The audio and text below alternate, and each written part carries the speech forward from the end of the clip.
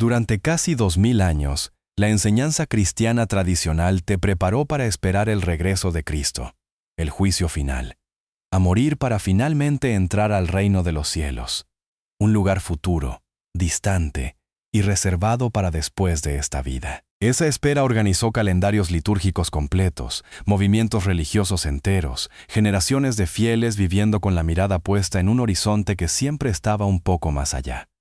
Y sin embargo, entre los textos que un campesino egipcio desenterró por accidente en 1945, hay un evangelio donde Jesús dice algo que contradice esa espera de raíz, ya que no dice que el reino va a llegar. Dice que ya está acá, ahora, extendido sobre toda la tierra, y que la mayoría de la gente simplemente no lo ve.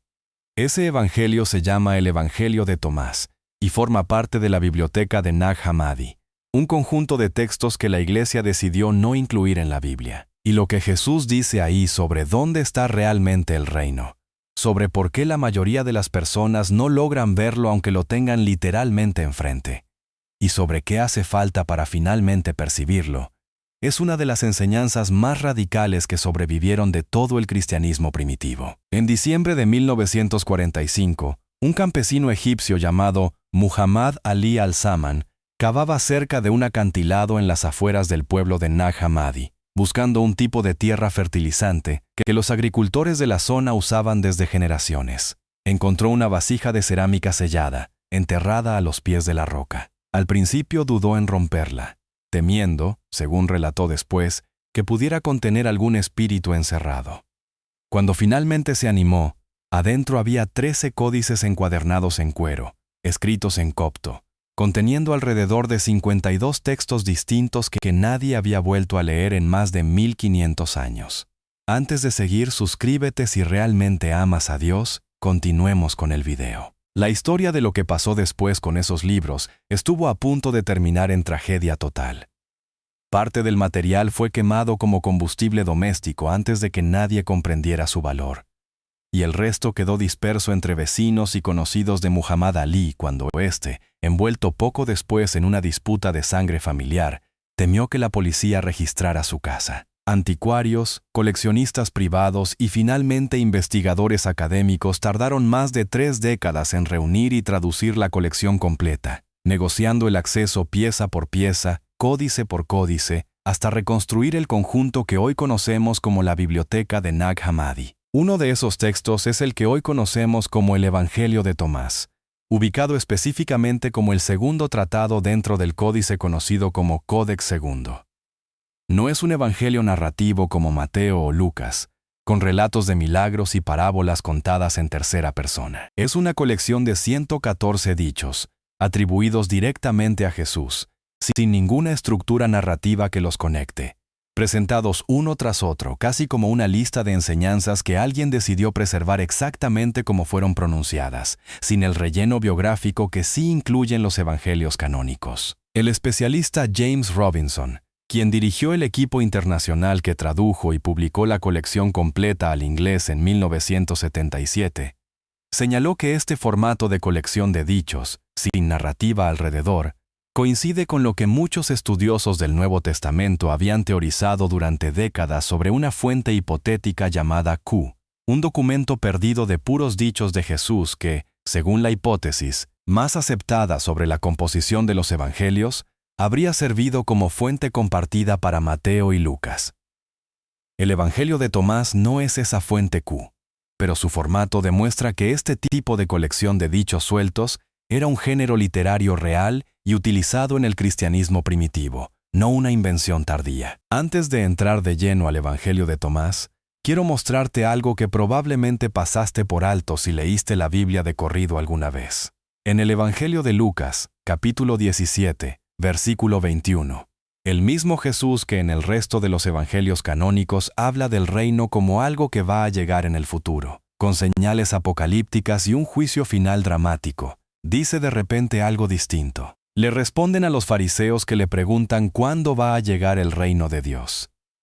Y Jesús contesta que el reino de Dios no vendrá con advertencia visible, y que no van a poder decir aquí está o allí está, porque el reino de Dios ya está entre ustedes, o dentro de ustedes, dependiendo de cómo se traduzca la expresión griega original, ento simón.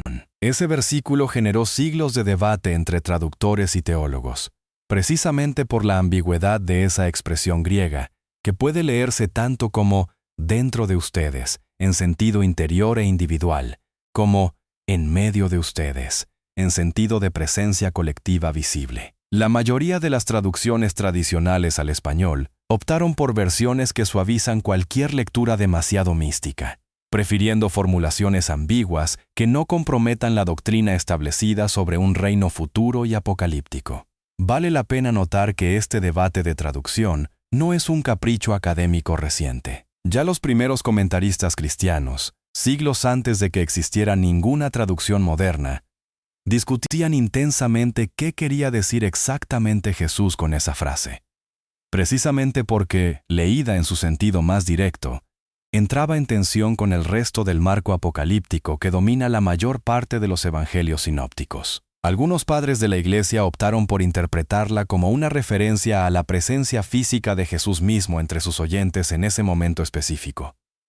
Una lectura que resuelve la tensión teológica, pero que deja sin explicar por qué el propio texto usa un verbo en tiempo presente continuo, sugiriendo una condición permanente, y no un evento puntual limitado a ese único momento histórico. Lo llamativo es que ese único versículo, aislado dentro de un evangelio que en el resto de sus capítulos mantiene la expectativa apocalíptica tradicional, es la única grieta que el canon bíblico deja ver hacia una idea mucho más desarrollada, sistemática y explícita, que aparece una y otra vez a lo largo de todo el Evangelio de Tomás. Es como si Lucas hubiera dejado, sin proponérselo, una sola ventana abierta hacia una habitación completa que el resto de la tradición cristiana decidió mantener cerrada con llave.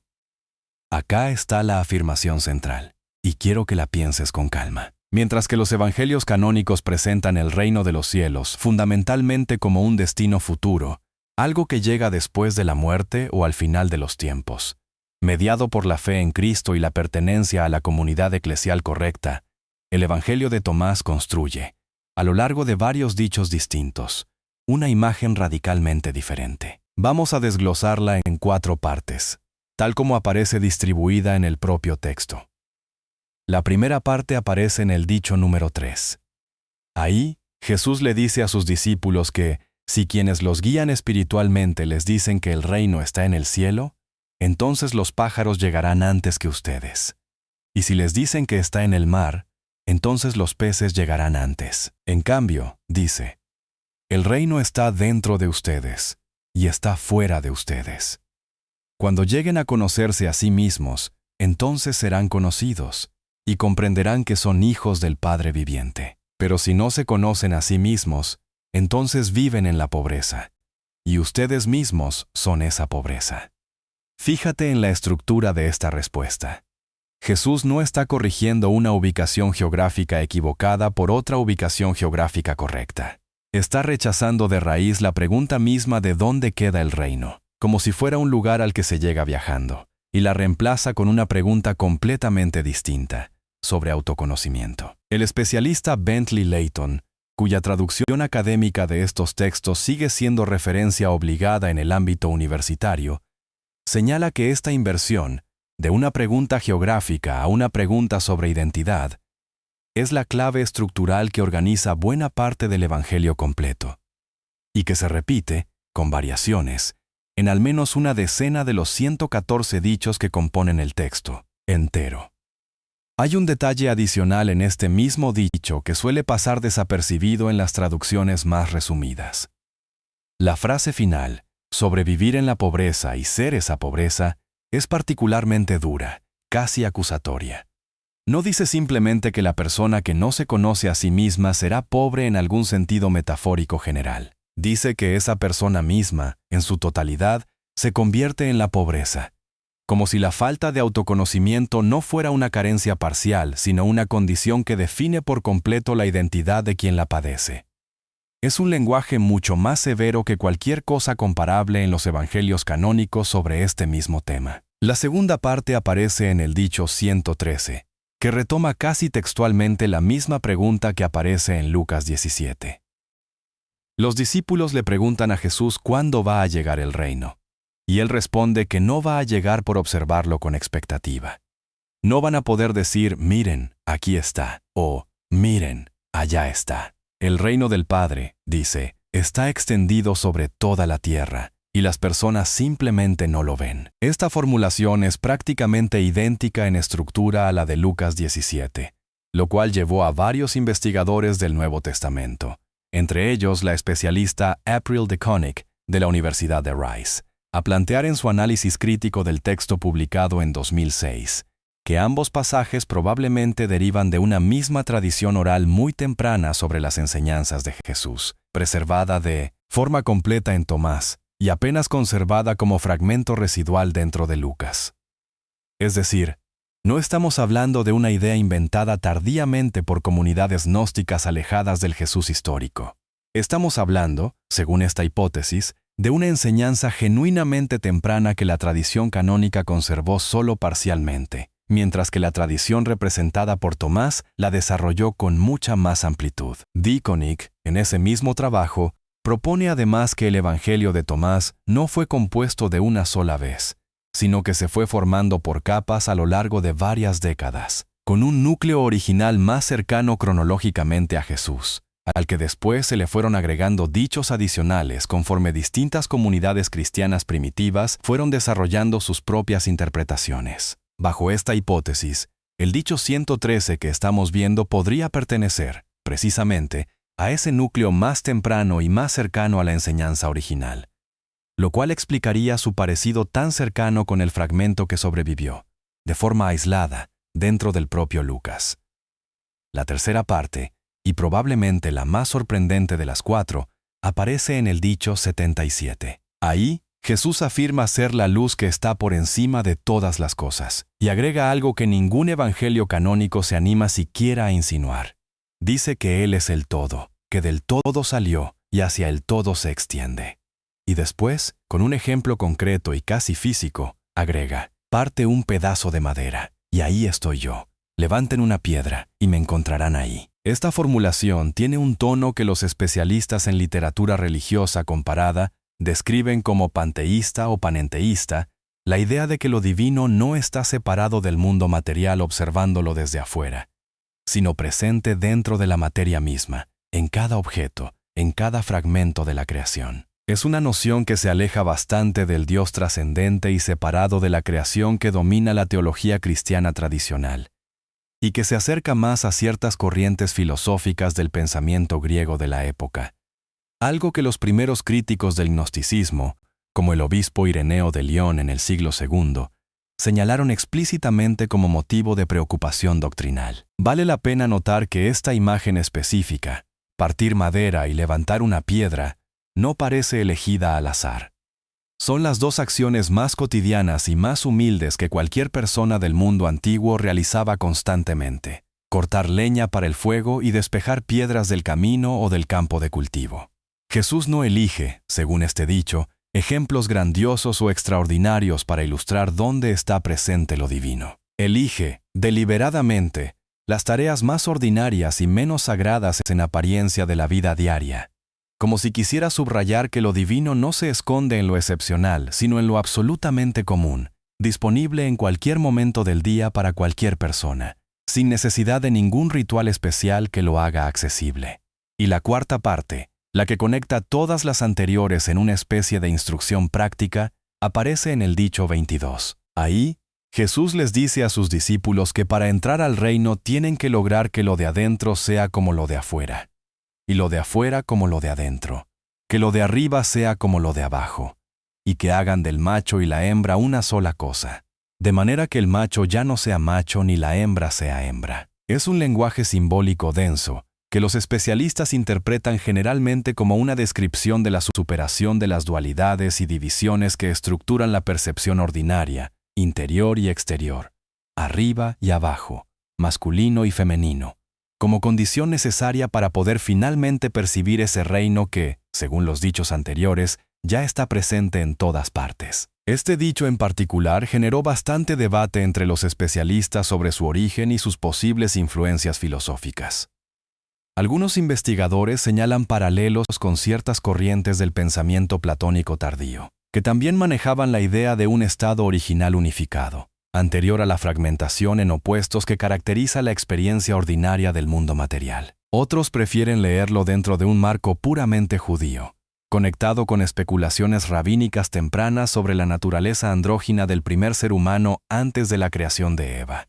Una idea que, de hecho, aparece también en ciertos comentarios rabínicos sobre el propio libro del Génesis. Cualquiera sea el origen filosófico exacto de esta imagen, su función dentro del Evangelio parece clara: describir un proceso de integración interior que deshace las categorías con las que ordinariamente organizamos nuestra experiencia del mundo, como paso previo necesario para poder percibir algo que, según los dichos anteriores, siempre estuvo ahí, simplemente oculto detrás de esas mismas categorías. Fíjate en la implicancia de reunir estas 4 piezas. Si el reino ya está extendido sobre toda la tierra, si está dentro y fuera de cada persona al mismo tiempo, si lo divino está presente incluso en la materia más ordinaria, en la madera y en la piedra, y si el acceso a esa percepción depende de un proceso de autoconocimiento y superación de las divisiones internas de cada individuo, entonces el rol de cualquier institución mediadora se reduce drásticamente. No hace falta esperar un evento futuro. No hace falta un territorio sagrado específico al cual peregrinar. No hace falta, en el sentido más estricto, ni siquiera un sacerdote que administre el acceso a lo divino, porque ese acceso, según este Evangelio, ya está disponible en todas partes, todo el tiempo, esperando únicamente ser reconocido. Esto contrasta de forma muy directa con la estructura que terminó consolidándose en el cristianismo institucional de los siglos siguientes. Una estructura organizada precisamente alrededor de la idea de que el acceso a la salvación y al reino futuro requiere mediación, sacramentos administrados por una jerarquía específica, pertenencia formal a una institución con autoridad reconocida. La investigadora Elaine Pagels, en su libro de referencia de 1979 sobre estos evangelios, documentó con bastante detalle cómo los primeros padres de la Iglesia que escribieron específicamente contra el gnosticismo, entre ellos el propio Ireneo, identificaban este tipo de enseñanza sobre el autoconocimiento directo como una de las amenazas más serias a la autoridad eclesiástica en formación, precisamente porque prescindía de la necesidad de esa autoridad. Ireneo, en su extenso tratado del siglo II titulado Contra las herejías, dedica pasajes enteros a refutar específicamente la idea de que la salvación pudiera alcanzarse mediante conocimiento interior directo, sin mediación eclesiástica. Su argumento central, retomado después por generaciones de teólogos ortodoxos, sostenía que este tipo de enseñanza abría la puerta a que cada individuo interpretara la fe según su propio criterio personal, sin ningún estándar compartido, ni ninguna autoridad capaz de distinguir la enseñanza genuina del error. Un riesgo que la Iglesia en formación consideraba inaceptable para la cohesión de una comunidad de fe que necesitaba, en ese momento histórico particular, consolidarse frente a la persecución externa y la fragmentación interna. No es casualidad, entonces, que la misma carta pascual del obispo Atanasio de Alejandría, escrita en el año 367, que establece por primera vez en la historia la lista exacta de los 27 libros que hoy forman el Nuevo Testamento, sea también la que ordena explícitamente destruir cualquier texto herético que circulara fuera de esa lista. Los investigadores que reconstruyeron la historia de estos manuscritos coinciden en que algún monje o grupo de monjes de un monasterio cercano, perteneciente a la orden fundada por Pacomio, decidió esconder estos libros en lugar de destruirlos como se ordenaba, enterrándolos cuidadosamente en la vasija que Muhammad Ali encontraría, por pura casualidad, 1578 años después. Ahora, hay algo más que quiero mostrarte, porque conecta esta enseñanza antigua con investigación completamente secular y contemporánea sobre cómo funciona la atención humana. Durante las últimas décadas, distintos campos de la psicología y la neurociencia desarrollaron un interés creciente en lo que se conoce como atención plena o mindfulness, un conjunto de prácticas y hallazgos centrados en la idea de que buena parte del sufrimiento humano proviene, no de las circunstancias objetivas de la vida de una persona, sino de la incapacidad de percibir plenamente el momento presente atrapados en cambio en la rumiación sobre el pasado o la ansiedad sobre el futuro. El médico Jon Kabat-Zinn, fundador del programa de reducción de estrés basado en mindfulness en la Universidad de Massachusetts a finales de los años 70, documentó a lo largo de su carrera que buena parte del malestar psicológico de sus pacientes disminuía significativamente cuando lograban desarrollar la capacidad de percibir con atención plena lo que ya estaba presente en su experiencia inmediata, en lugar de proyectarse constantemente hacia una satisfacción futura que siempre parecía estar un paso más allá. Es, en esencia, la misma estructura que describe el Evangelio de Tomás. La idea de que lo que se busca no está en un futuro por alcanzar, sino ya presente, esperando ser percibido con la atención correcta. Kabat-Zinn desarrolló buena parte de su programa clínico basándose en técnicas de meditación derivadas de tradiciones contemplativas orientales, adaptadas a un formato secular apto para hospitales y centros médicos occidentales. Décadas después de su desarrollo inicial, numerosos estudios clínicos revisados por pares confirmaron reducciones medibles en marcadores de estrés y ansiedad entre pacientes que completaron estos programas, lo cual convirtió al mindfulness, originalmente una práctica marginal y poco conocida fuera de círculos budistas especializados, en una herramienta terapéutica ampliamente aceptada dentro de la medicina convencional actual. No estoy diciendo que el Evangelio de Tomás sea un manual de mindfulness disfrazado de texto religioso antiguo, ni que Jon Kabat-Zinn haya redescubierto sin saberlo una enseñanza agnóstica del siglo I. Pero sí es notable que, separados por casi 2000 años y por marcos conceptuales completamente distintos, uno religioso y otro clínico y secular, ambos coincidan en un diagnóstico de fondo bastante similar. El problema no es la ausencia de algo que falta alcanzar. El problema es la incapacidad de percibir lo que, de una forma u otra, ya está disponible. Ahora, seamos justos con el otro lado de esta historia, porque no sería honesto de mi parte presentarte solamente la versión que suena más atractiva.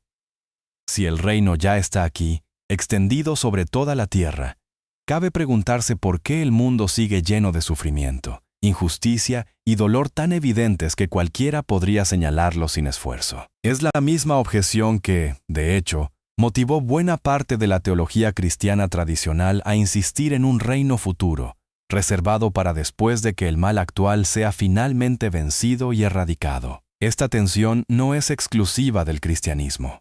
Prácticamente cualquier tradición religiosa o filosófica que plantea algún tipo de realidad última ya presente pero no percibida por la mayoría de las personas, tiene que lidiar, tarde o temprano, con la pregunta de por qué esa realidad no resulta evidente para todos. ¿Y por qué su percepción parece reservada a unos pocos que lograron algún tipo de transformación interior especial? Es una tensión filosófica genuina, no un simple defecto de argumentación que se pueda descartar fácilmente.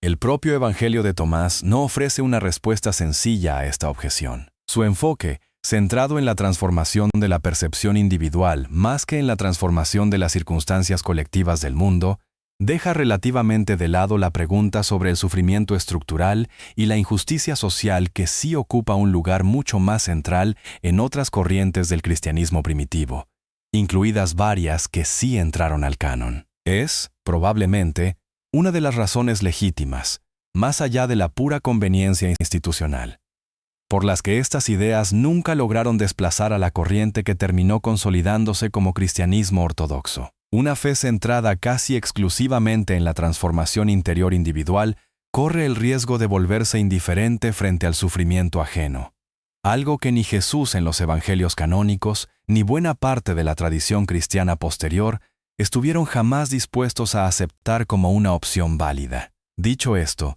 tampoco sería justo descartar por completo la enseñanza de Tomás por esta limitación. Es perfectamente posible sostener, como de hecho hicieron numerosas corrientes espirituales posteriores dentro y fuera del cristianismo, que la transformación interior y el compromiso con la justicia y el sufrimiento ajeno no son necesariamente incompatibles, sino dos dimensiones complementarias de una misma vida espiritual madura. El propio Evangelio de Tomás, simplemente, no desarrolló con el mismo detalle esa segunda dimensión, lo cual no invalida necesariamente lo que sí desarrolló con tanta profundidad sobre la primera.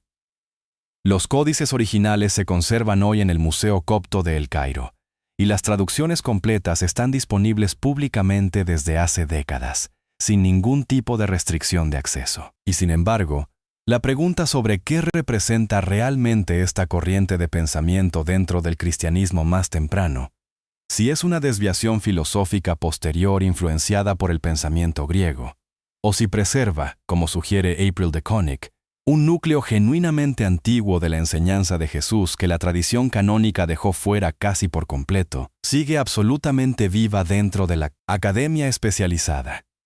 Es interesante notar que este debate académico no se limita a círculos estrictamente universitarios. Desde la publicación del libro de Elaine Pagels en 1979, y con más fuerza todavía desde que las traducciones completas se volvieron accesibles gratuitamente en Internet a comienzos de este siglo, un número creciente de personas fuera del ámbito académico empezó a leer directamente estos textos por su cuenta, generando comunidades de discusión, grupos de lectura y hasta corrientes espirituales contemporáneas, que se inspiran explícitamente en esta visión del reino como algo presente y no futuro.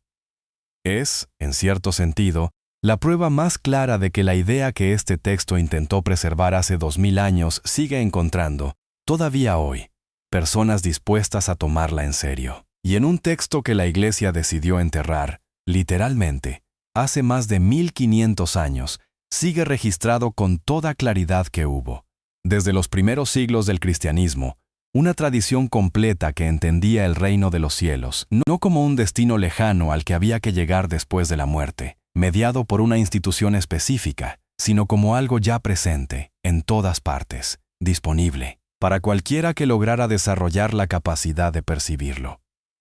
Y ese único versículo que sobrevivió dentro del propio Lucas, casi como una grieta accidental en la superficie del canon oficial, sugiere que esa idea, lejos de ser una invención tardía y ajena, pudo haber estado presente, de alguna forma, desde el principio mismo de todo este relato. Y si quieres saber el texto de Nag Hammadi que describe a Jesús diciendo lo que la Iglesia ocultaba, te dejo el video aquí, míralo, suscríbete al canal y nos vemos en el próximo video.